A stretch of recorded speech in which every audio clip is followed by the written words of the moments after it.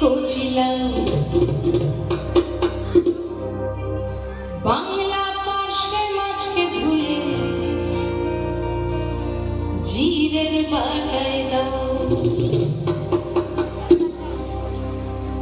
বাংলায় আমার সর্ষে ইলিশ চিংড়ি কচিলাম বাংলা পার্শ্বে মাছকে ধুয়ে জিরের বাটায় দাও।